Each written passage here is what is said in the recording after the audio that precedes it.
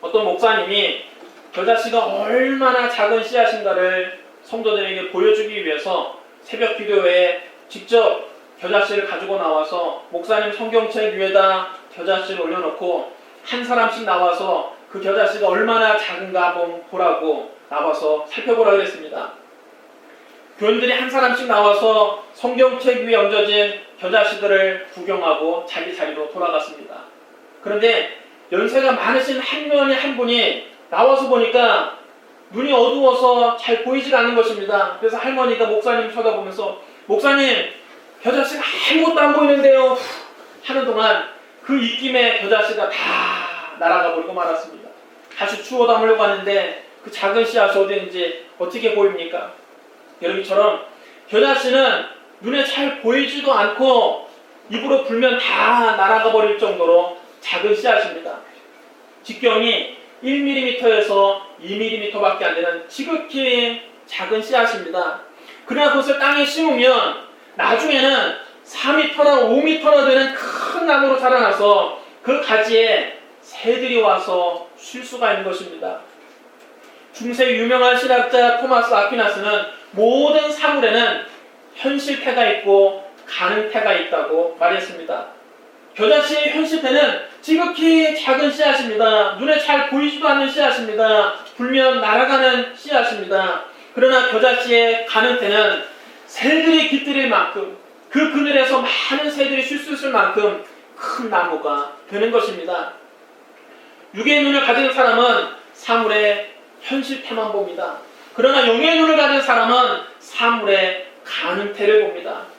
육의 눈을 가진 사람은 겨자씨를 보면서 지극히 작은 씨앗이구나, 1mm밖에 안 되는 씨앗이구나, 그것만 봅니다. 그러나 영의 눈을 가진 사람은 그 작은 겨자씨를 보면서 나중에 크게 자라나서 큰 나무로 자라나서 새들이 깃드는 나무를 보는 것입니다. 겨자씨를 보면서 큰 나무를 꿈꾸는 것, 그것이 바로 믿음입니다. 지극히 작은 겨자씨 하나를 보면서 장차 이 겨자씨가 큰 나무로 자라겠구나, 거목이 되겠구나 바라보는 것이 여러분 믿음입니다. 겨자씨를 바라보면서 큰 나무를 꿈꾸는 것, 그것이 바로 여러분 비전입니다. 성령께서 주시는 믿음의 눈으로 바라볼 때 현재의 작은 겨자씨를 보면서 장래 큰 나무를 소망할 수 있는 겁니다. 예수님은 언제나 믿음의 눈으로 사물을 보셨습니다.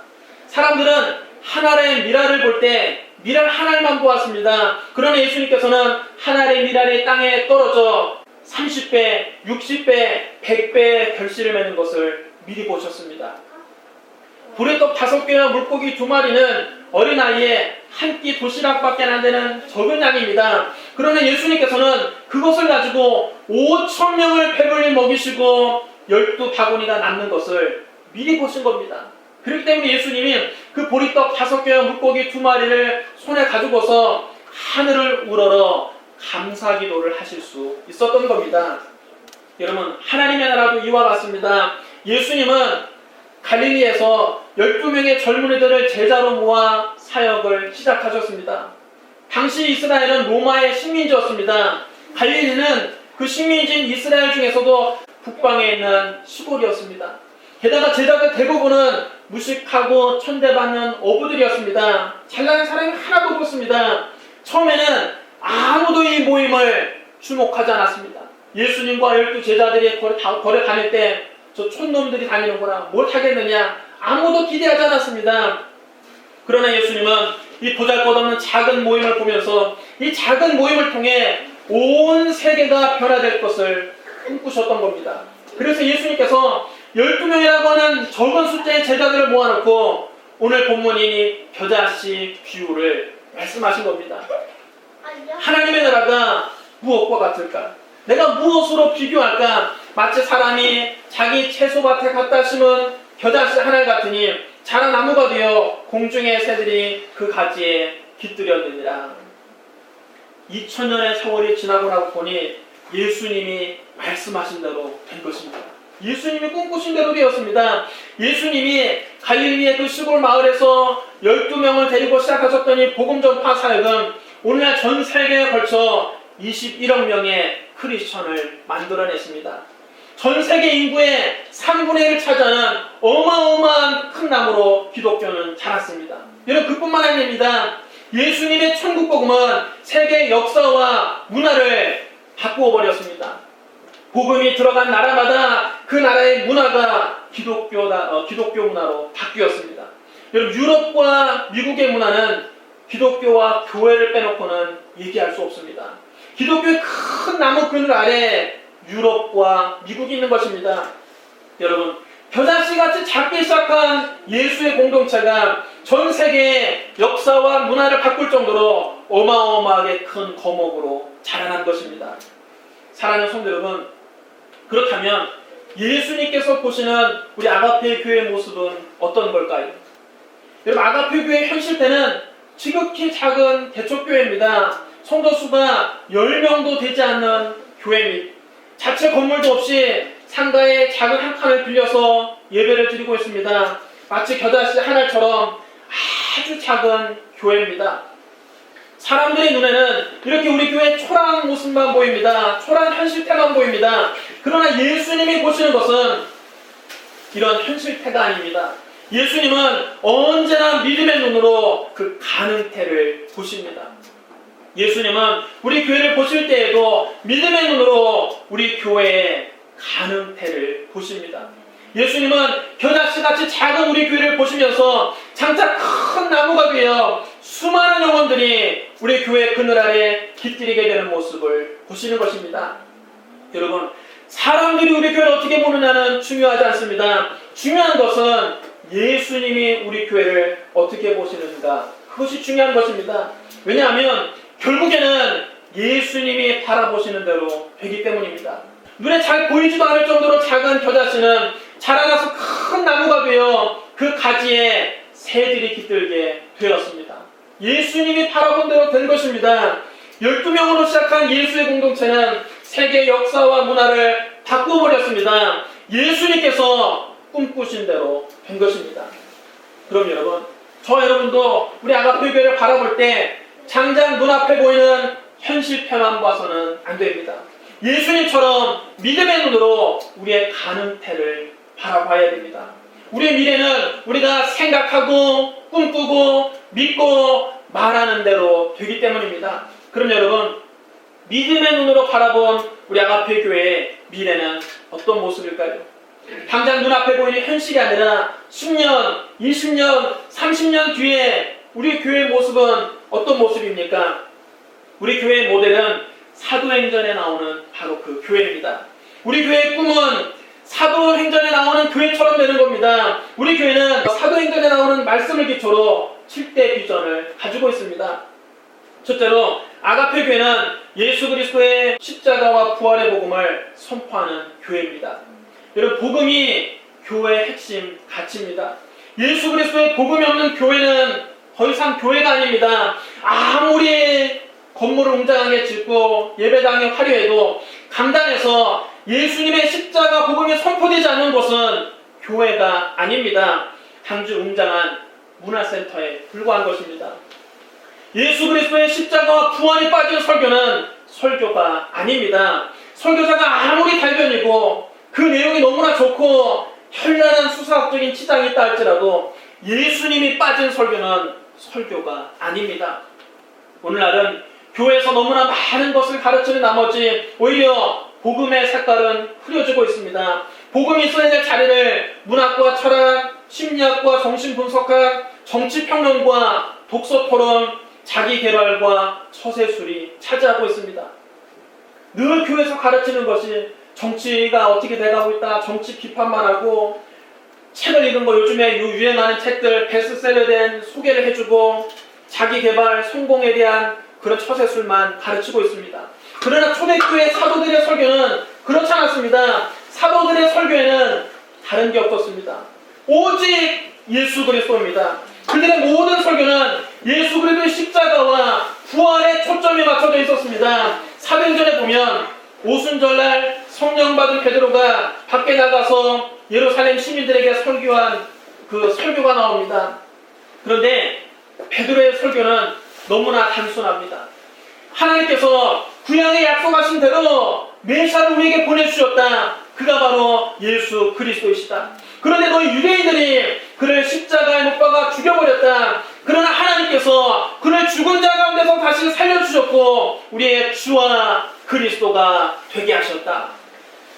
이처럼 단순한 복음을 선포했지만 군중들은 이 설교를 듣고 마음이 찔렸습니다. 그래서 유대인들이 이 설교를 듣고 우리가 어찌할꼬 탄식하며 회개하기 시작했습니다. 이날 베드로의 설교를 듣고 회개하고 세례 받은 사람이 3,000명이나 되었다고 성경은 기록하고 있습니다.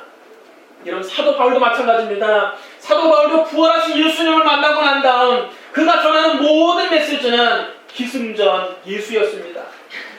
바울이 구약 성경에 무슨 내용을 가지고 설교를 시작했든지 끝에 가서는 오직 예수로 끝납니다. 십자가에서 죽으신 예수, 부활하신 예수 그리스도로 그의 설교는 끝나는 것입니다. 저는 우리 교회가 문화센터로 전락하기를 원치 않습니다. 제가 이 강단에서 전하는 메시지가 편학적인 강의로 끝나기를 원치 않습니다. 저는 지금까지 목회를 하는 동안 예수 그리스도의 십자가 중심의 설교를 하려고 노력해왔습니다. 앞으로도 저는 예수님의 피 묻은 십자가 복음만 전할 것입니다. 저는 초대교회 사도들처럼 예수 그리스도의 십자가와 부활의 복음을 원색적으로 전하는 설교자가 되기를 원합니다. 우리 교회가 복음의 능력을 날마다 체험하는 교회가 되기를 간절히 소망합니다.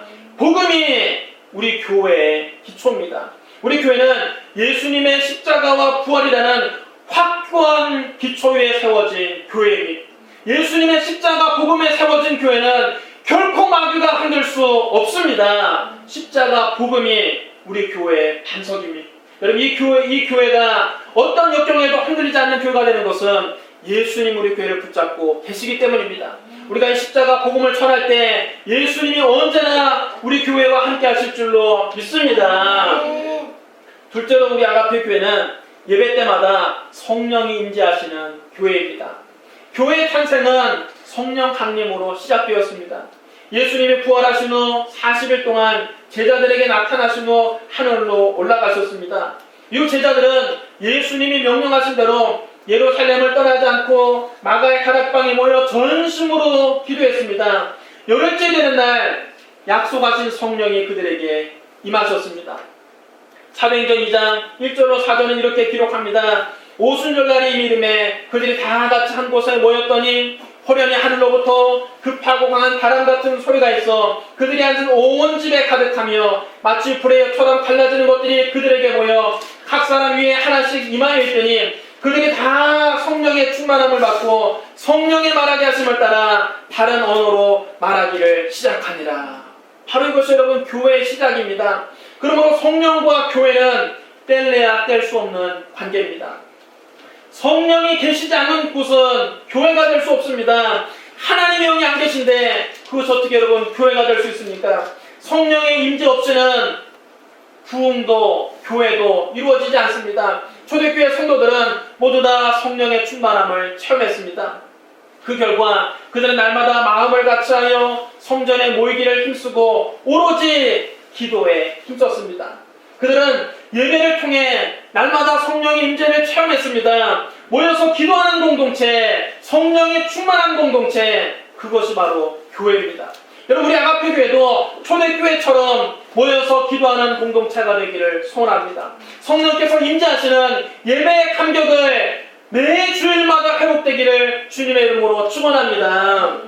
우리 아가페 식구들 모두 다 초대교회 성도들처럼 성령의 충만함을 받는 성도들이 되시기를 예수님 이름으로 축복합니다. 셋째로 아가페 교회는 속으로 공동체의 사랑과 교제가 풍성한 교회가 될 것입니다. 여러분 건강한 교회는 회중 예배와 소그룹이 함께 있어야 됩니다. 소그룹의 나눔이 있어야 됩니다. 예배와 소그룹이 교회의 두 바퀴입니다. 여러분 수레는 한 바퀴로는 굴러갈 수 없습니다. 두 바퀴가 있어야 제대로 굴러갈 수 있는 겁니다. 교회의 두 바퀴는 예배와 소그룹입니다. 그중 어느 하나만 가지고 교회가 앞으로 전진해 나갈 수 없습니다. 예배와 소그룹 둘 다 잘 돼야 교회가 힘차게 전진할 수 있는 겁니다. 대규모 예배에서는 따뜻한 교제를 나누는 게 어렵습니다. 사랑이 있는 교제, 섬김과 나눔이 있는 소그룹은 교회를 건강하게 만듭니다. 초대교회 성도들은 성전에 모여서 기도했을 뿐만 아니라 각자 집에 나눠져서 떡을 떼며 기쁨과 순전한 마음으로 음식을 먹었다 그랬습니다. 그들은 성전에 모여서 성령이 주시는 예배 감격을 체험하고 여러 가정에 나누어 모여서 떡을 떼며 성도의 교제를 나눴던 것입니다. 여러분, 아가페 교회도 사랑의 교제가 있는 소그룹을 만들어 갈 것입니다. 성도들이 많아져서 더 이상 한 자리에 다 모일 수 없을 때 우리는 구역을 비롯해서 연령별, 직업별, 동호회별 소그룹을 조직해서 사랑과 교제가 풍성한 교회가 되도록 할 것입니다. 그래서 교회가 아무리 커지더라도 성도들이 아무리 많아지더라도 지금과 같은 가족 같은 분위기를 잃지 않는 교회가 될 것입니다. 교회는 언제나 사랑의 나눔이 있어야 됩니다. 성도가 서로를 위해서 기도해주고 서로를 위해서 같이 울고 같이 웃고 사랑을 나누고 함께 격려하고 세워주는 소그룹이 있어야 건강한 교회가 될 수 있는 것입니다. 여러분들 그런 소그룹들을 이끌어가게 되시기를 주님의 이름으로 축원합니다. 네 번째로 여러분, 아가페 교회는 평신도들이 적극적으로 사역하는 교회가 될 것입니다. 사도행전 6장에 보면 초대교회에서 7집사를 임명하는 장면이 나옵니다.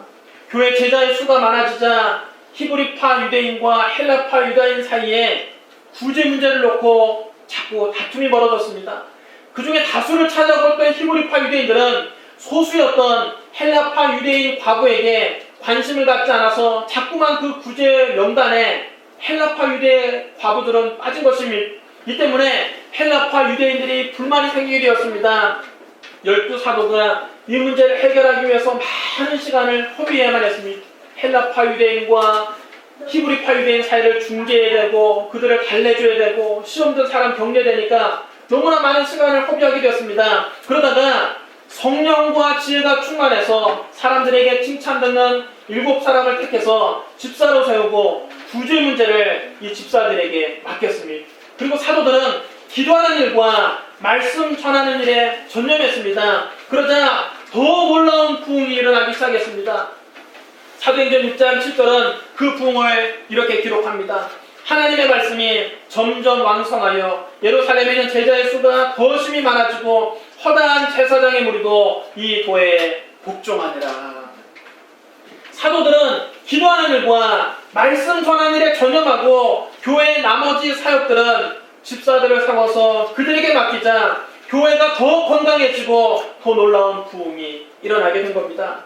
여러분, 평신도는 교회 구경꾼이 아니라 사역자입니다. 여러분, 구경꾼처럼 교회에 오셔서는 안 됩니다. 여러분이 사역자들입니다. 여러분이 그 사도행전에 나오는 집사들처럼 교회에 여러분 중추적인 역할을 감당해야 됩니다. 교회에서 평신도들이 맡아야 될 사역이 생관계로 많습니다. 구역장, 주일학교 교사, 중보기도팀, 전도팀, 새가족팀, 찬양팀, 안내팀, 신교팀, 시설관리팀, 행정팀 등 다양한 사역이 있습니다. 사실 우리 교회가 작아서 지금은 다 제가 혼자 하고 있지만 여러분, 목사 혼자 바쁜 교회는 건강한 교회가 아닙니다. 사역을 나눠야 되는 것입니다. 여러분에게 사역의 문이 활짝 열려 있습니다. 여러분이 하나님께서 여러분에게 은사를 주셨을 것입니다. 여러분의 은사를 발견하십시오. 그리고 그 은사를 활용해서 여러분 한 가지 사역씩 맡아서 교회를 위해서 사역을 해야 됩니다. 가장 좋은 방법은 은사대로 사역하는 것입니다. 하나님은 저와 여러분 모두에게 각각 은사와 달란트를 주셨습니다.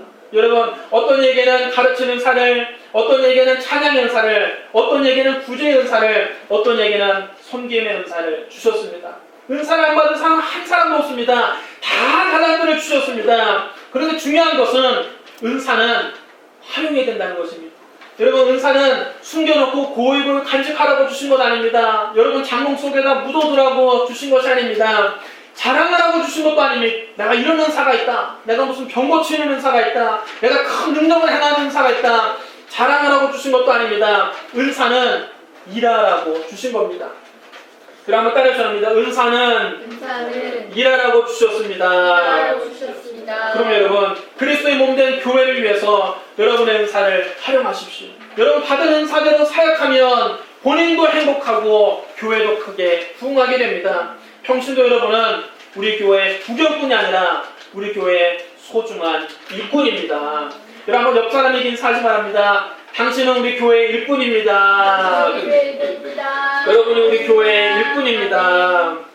다섯 번째로 아가페 교회는 중국을 중심으로 땅끝까지 선교하는 교회가 될 것입니다. 예수님께서 말씀하셨습니다. 오직 성령이 너희에게 임하시면 너희가 권능을 받고 예루살렘과 온 유대와 사마리아와 땅끝까지 이르러 내 증인이 되리라. 성령 받은 공동체의 가장 큰 특징은 선교한다는 겁니다. 예수님께서 십자가에 달려 돌아가시자 제자들은 모두 다 두려워하며 숨었습니다. 그러나 그렇게 두려워하던 제자들이 오순절날 성령을 체험한 후 어떻게 표현했습니까? 그들은 밖으로 나가 당대하게 예수는 그리스도시라고 증거하기 시작했습니다. 그리스도의 증인이 된 것입니다. 증인이라는 말을 헬라어로 말투스라고 합니다. 여러분 따라해주셔야 합니다. 말투스. 이 말은 본래 순교자라는 뜻입니다. 여러분 증인이라는 말은 순교자라는 말과 같습니다. 제자들 대부분 복음을 전하다가 순교했습니다. 사도의 요한 한 사람을 제외하고 사도들은 모두 다 복음을 증거하다가 순교했습니다. 그들은 성령을 체험하고 난 다음 죽음도 두려워하지 않는 선교사가 된 것입니다. 초대교회는 선교하는 교회였습니다. 빌립 집사는 사마리아까지 내려가서 복음을 증거했습니다. 도마는 인도까지 건너가서 복음을 증거했습니다. 바울은 온 지중해 일대를 돌아다니면서 복음을 증거했습니다. 이처럼 성령 받은 개인이나 교회의 가장 큰 특징은 선교한다는 것입니다. 전도한다는 것입니다. 아가페 교회는 선교하는 교회가 되기를 소원합니다. 우리 모두 다 선교사로 부르심을 받은 겁니다. 여러분의 가정과 일터와 지역 사회가 하나님께서 여러분을 파송한 선교지 및 그냥 보낸 것이 아닙니다. 여러분의 가정에 하나님이 여러분을 그냥 보내신 것 아닙니다. 여러분 가정을 복음화하라고 보내신 겁니다. 여러분의 직장에 하나님 여러분을 괜히 보내신 건 아닙니다. 그 직장을 변화시키라고 보내신 것입니다. 여러분의 살고 있는 지역을 하나님 여러분 괜히 거기다 보내신 건 아닙니다. 이웃들을 주님께로 인도하라고 그 자리에 보내신 것입니다. 우리의 가정과 일터와 지역이 저와 여러분의 1차 선교지인 것입니다. 그곳에 있는 이웃들, 그곳에 살고 있는 가족들을 주님께로 인도할 책임이 저와 여러분에게 있습니다. 그들에게 복음을 전하는 그리스도의 선교사가 되시기를 주님의 이름으로 축원합니다. 또한 아가페 교회는 중국을 집중적으로 선교하는 교회가 되기를 희망합니다. 중국 대륙에 14억의 인구가 있습니다. 경제가 이런 무섭게 발전하고 있습니다. 중국 경제가 한국 경제를 이미 추월한 지 오래됐습니다. 무서울 정도로 발전하고 있습니다. 예전에 우리 한국을 따라오던 중국이 이제는 앞섰다는 말도 나오고 있습니다. 한국 굉장히 위기 정도입니다. 그러나 중국이 경제적으로는 계속 부흥하고 성장하고 있으나 그들은 아직까지도 공식적으로는 공산국가입니다. 종교의 자유가 완전히 허락되지 않았습니다. 지금도 종교의 자유가 허락되는 것 같지만 실제로는 여러분 종교 서적조차 중국으로 보내는 것이 불가능합니다. 중국 세관에서 종교 서적은 수입 금지 목록에 들어가 있습니다. 이런 성경을 중국으로 마음대로 우리가 보낼 수 없습니다. 지금도 기독교회가 박해를 받고 있습니다. 교회가 여러분 중국에도 지금 왕성하게 부흥이 되고 있는데 그것에 위기를 느꼈는지 공산당이 여러분 중국 교회를 탄압하고 있습니다. 한 지역에서는 교회마다 십자가를 다 떼게 만들고 있습니다. 강제로 가서 십자가를 철거하고 있습니다. 우리는 중국의 크리스천들이 하루속히 자유롭게 예배드릴 수 있는 날이 올 수 있도록 계속해서 중보기도 할 것입니다. 또 중국의 선교사를 파송할 것입니다. 중국 곳곳에 교회를 세울 것입니다. 중국뿐만 아니라 복음이 필요한 곳은 세계 어느 곳이든 가서 복음을 전할 것입니다. 세계가 우리의 교구입니다. 세계 선교는 저와 여러분이 반드시 해야 할 사역입니다. 그것은 선택사항이 아니고 교회의 1차 의무가 선교입니다. 교회를 왜 세우셨습니까? 선교하라고 세운 것입니다. 전도하라고 세운 것입니다. 예수님께서 마지막으로 명령하신 것은 선교였습니다. 예수님은 하늘 올라가시기 직전에 제자들에게 우리들에게 말씀하셨습니다. 너는 온 천하에 다니며 만민에게 복음을 전파하라. 여러분 따라해주셔야 합니다. 너희는 온 천하에 다니며 만민에게 복음을 전파하라. 복음을 전파하라. 이것이 예수님의 유언입니다. 선교는 예수님의 지상 명령입니다. 우리가 성령 충만한 그리스도의 제자라면 우리는 그리스도의 증인이 되어야 합니다. 장차 우리는 지구촌 곳곳을 다니며 복음을 증거할 것입니다. 지금 당장은 꿈 같은 얘기지만 10년, 20년, 30년 후에 꿈은 현실로 바뀔 것입니다. 여러분 그때를 위해서 준비하시기 바랍니다. 여러분도 지금부터 준비하십시오. 여러분 자녀들을 준비시키십시오. 저는 지금도 영어와 중국어를 공부하면서 세계 선교를 준비하고 있습니다. 세계 선교에 대한 꿈이 있기 때문에 영어 성경과 중국어 성경을 손에서 놓지 않고 있습니다. 지금 당장은 아무도 불러주는 데가 없지만 지금 여러분 아무도 불러주는 데 없어도 혼자서 영어 성경 읽고 중국어 성경 읽으면서 세계 선교를 준비하고 있습니다. 여러분은 10년 후에 제가 중국어로 설교하는 모습을 보게 될 것입니다. 20년 후에 제가 세계인들에게 영어로 설교하는 모습을 보게 될 것입니다. 꿈은 여러분 반드시 이루어집니다. 옆 사람에게 한번 인사하시 바랍니다. 꿈은 이루어집니다. 꿈은 이루어집니다. 여섯째로 여러분, 아가페 교회는 그리스도의 사랑으로 봉사하는 교회가 될 것입니다. 여러분 오늘날은 교회가 사회로부터 그다지 환영을 받지 못하고 있습니다. 세상 사람들이 교회를 미워합니다. 예전에는 교회가 세상을 걱정했는데 요즘에는 세상이 교회를 걱정하는 시대가 되었습니다. 얼마나 교회가 세상 사람들에게 실망을 안겨줬는지 이제는 세상 사람들이 오히려 교회를 걱정하고 있습니다. 매스컴에서도 잊을만 하면 한 번씩 한국 교회를 비판하는 방송을 내보내고 있습니다. 여러분 물론 그 배후에는 한국 교회를 폐파하려는 마귀의 관계가 있는 것이 분명합니다. 그러나 한편으로 보면 우리가 그들에게 비난의 빈미를 제공한 측면도 없지 않습니다.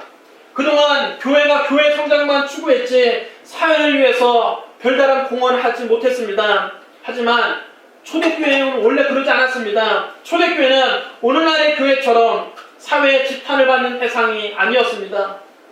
사도행전 2장 44절로 47절에는 이렇게 기록하고 있습니다.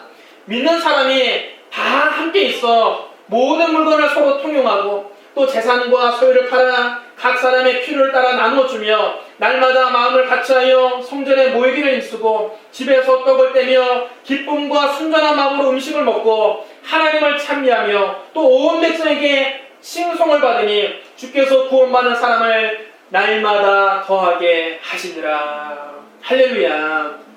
여러분 따라 해주랍니다. 온 백성에게 칭송을 받으니 온 백성에게 칭송을 받으니 온 백성에게 칭송을 받으니 온 백성에게 칭송을 받으니 초대교회 여러 성도들 중에 부자들은 자기의 재산과 소유를 다 팔아서 가난한 사람들에게 나눠주었습니다. 그래서 여러분 초대교회는 궁핍한 사람이 없었습니다. 교회만 오면 궁핍한 사람이 없었습니다. 다 먹을 것이 해결되었습니다. 그들의 삶이 믿지 않는 사람들의 눈에도 너무나 아름답게 보인 것입니다. 그래서 그 당시 교회는 온 백성의 칭송을 받았던 것입니다. 예수를 믿는 사람이나 믿지 않는 사람이나 교회를 칭송했습니다. 성령 충만한 사람은 마음속에 이미 하늘나라가 임했기 때문에 이 땅의 소유에 집착하지 않습니다. 이 땅에 물질을 쌓아두려고 욕심부리지 않습니다. 어려운 사람을 보면 기꺼이 자신의 물질을 내놓습니다. 초대교회는 물질을 나눠서 쓸 뿐만 아니라 고아와 과부들을 돕는 일에도 열심히 였습니다. 그래서 안 믿는 사람들이 볼 때에도 교회들이 너무나 아름다운 것입니다. 예수 믿는 사람들이 너무나 아름다운 것입니다. 그래서 교회는 칭송을 받았던 것입니다. 여러분 우리도 초대교회처럼 되어야 됩니다. 우리 아가페 교회가 이 지역에 있을만한 교회가 되어서는 안 됩니다. 이 지역에 꼭 필요한 교회가 되어야 됩니다. 한국 사회에 꼭 필요한 교회가 되어야 됩니다. 믿지 않는 사람들도 아가페 교회는 꼭 필요한 교회라고 칭찬받는 교회가 되기를 소원합니다. 우리 교회는 재정이 자립되는 대로 지역 사회를 위한 봉사활동을 시작할 것입니다. 우리가 할 수 있는 작은 일부터 시작해서 10년 후, 20년 후, 30년 뒤에는 이 지역을 대표할 수 있는 복지관을 세우고자 합니다. 많은 사람들이 교회 근을 와서 쉴 수 있고 많은 소외된 사람들이 위로받을 수 있고 다시 세워질 수 있고 회복될 수 있는 그런 복지사역을 시작하려고 합니다. 우리 교회가 이 지역 사회의 구심점이 되기를 원합니다. 우리는 그리스도의 사랑으로 이 지역을 품는 교회가 될 것입니다. 7번째로 우리 교회는 다음 세대를 이끌어갈 인재를 키우는 교회가 될 것입니다. 교회의 원어는 헬라어로 에클레시아라고 합니다. 여러분 따라해줘야 합니다. 에클레시아. 에클레시아. 이 말은 세상으로부터 부르심을 받은 사람들의 모임이라는 뜻입니다. 여러분 교회는 사람들의 모임입니다. 교회의 본질은 여러분 사람입니다. 교회의 본질은 건물이 아니고 프로그램이 아니고 사람입니다. 많은 사람들이 교회라고 하면 벽돌로 세워진 웅장한 건물을 연상합니다. 그런데 여러분 건물은 교회가 아닙니다. 사람이 교회입니다. 그 안에 있는 사람들이 여러분 교회입니다. 이 건물이 교회가 아니고 이 교회에서 시행하는 프로그램이 교회가 아니고 바로 저와 여러분이 교회입니다. 교회의 본질은 사람입니다. 예수님 사역의 본질도 사람을 키우는 것이었습니다. 예수님께서는 3년 반 동안 공생의 기간 동안 사람을 키우는 일에 집중하셨습니다. 그 결과 예수님이 키워놓으신 그 소수의 제자들을 통해서 복음이 온 세계에 퍼지게 되었습니다. 오늘날 전 세계에 21억 명의 크리스천이 있게 된 것은 예수님께서 제자들을 키워서 그들로 하여금 복음을 전하게 하셨기 때문입니다. 예수님은 건물을 크게 지으신 것이 아니라 사람을 크게 키우셨습니다. 여러분 사도 바울도 사람을 키우는 일에 자신의 열정을 쏟았습니다. 사도 바울은 디모데에게 각별한 애정을 가지고 디모데를 자기 사역의 아들로 키웠습니다. 좋은 교회는 웅장한 건물을 가진 교회가 아닙니다. 멋진 프로그램들, 많은 프로그램 많은 교회가 좋은 교회가 아닙니다. 진짜 좋은 교회는 훌륭한 인물을 많이 배출해내는 교회입니다. 하나님께서는 우리 아가페 교회에 사람을 키우는 비전을 주셨습니다. 우리 교회는 사람을 키우는 교회가 되기를 소원합니다. 사람을 키우는 일은 하루아침에 되지 않습니다. 교육은 100년 대계라고 합니다. 최소한 30년, 길게는 100년 뒤를 내다보고 우리 어린 아이들에게 하나님의 말씀으로 가르치고 기도로 이 아이들을 가르쳐야 됩니다.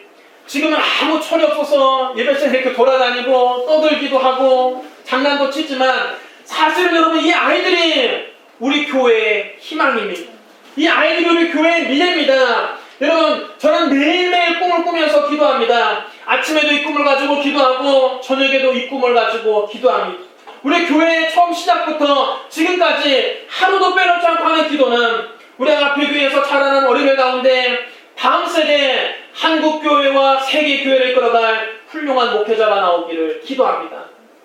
아가페 교회 자녀들 가운데 이 나라 정치를 바꾸는 인물이 나오기를 기도합니다. 우리 아가페 교회에서 교육받은 어린이들 가운데 청지기적인 경영 철학을 가지고 하나님의 기업을 이끌어가는 경영자가 나오기를 기도합니다. 아가페 교회에서 훌륭한 의사, 훌륭한 학자, 훌륭한 변호사들이 많이 나오기를 기도합니다. 우리 자녀들 가운데 세계적인 문화예술인이 나오기를 기도합니다. 복음으로 세상을 바꾸는 크리스천 리더들이 우리 교회에서 많이 배출되는 것이 우리의 궁극적인 꿈이요 우리의 비전입니다. 사랑하는 성도 여러분, 지금 우리 눈에 보이는 아가페 교회 현실태만 보지 마십시오. 성령께서 주시는 믿음의 눈으로 우리 교회의 가는 태를 바라보십시오. 겨자씨는 분명히 날아갈 듯 작은 씨앗입니다. 그러나 그것을 땅에 심으면 나중에는 큰 나무가 되어 그 그늘에 새들이 깃들게 됩니다. 지금은 비록 아가페 교회가 지극히 작은 겨자씨 하나를 같지만 장차 영적인 거목으로 자라나서 수많은 영혼들이 우리 아가페 교회를 통해서 예수님을 만나고 새 생명을 얻게 될 것입니다. 길을 잃고 방황하는 수많은 사람들이 아가페 교회 그늘에서 쉼을 얻게 될 것입니다. 여러분 이렇게 될 것을 믿으시면 제가 우리 교회의 비전을 한 가지씩 얘기할 때마다 큰 소리로 아멘 하시기 바랍니다. 우리 교회는 예수님의 십자가 부활의 복음을 강력하게 선포하는 교회가 될 것입니다. 예배 때마다 성령께서 임재하시는 교회가 될 것입니다. 소그룹 공동체에 사랑과 교제가 풍성한 교회가 될 것입니다. 평신도들을 적극적으로 사역하는 교회가 될 것입니다. 중국을 중심으로 땅끝까지 선교하는 교회가 될 것입니다. 그리스도의 사랑으로 지역 사회를 품는 교회가 될 것입니다. 복음으로 세상을 변화시키는 크리스천 리더들을 배출하는 교회가 될 것입니다. 할렐루야! 우리 기도하겠습니다. 사랑이 많으시고 거룩하신 하나님 아버지, 14년 전에 우리 아가페교회를 세워주시고 지금까지 인도해 주시니 감사합니다. 그동안 많은 어려움도 있었고 역경도 있었지만 그때마다 하나님이 극복할 수 있는 힘을 주셨고 하나님이 도와주셔서 오늘까지 올 수 있었습니다. 지금까지 함께 해주신 하나님, 이제도 함께 해주시고 장차도 함께하여 주시옵소서. 주님 나서시는 그날까지 쓰임받는 교회 되게 하여 주시옵소서. 겨자씨같이 작은 이 교회가 오늘은 한국을, 내일은 세계를 복음하는데 쓰임받는 교회가 되게 하여 주옵소서. 예수님 이름으로 감사하며 기도드리옵나이다. 아멘.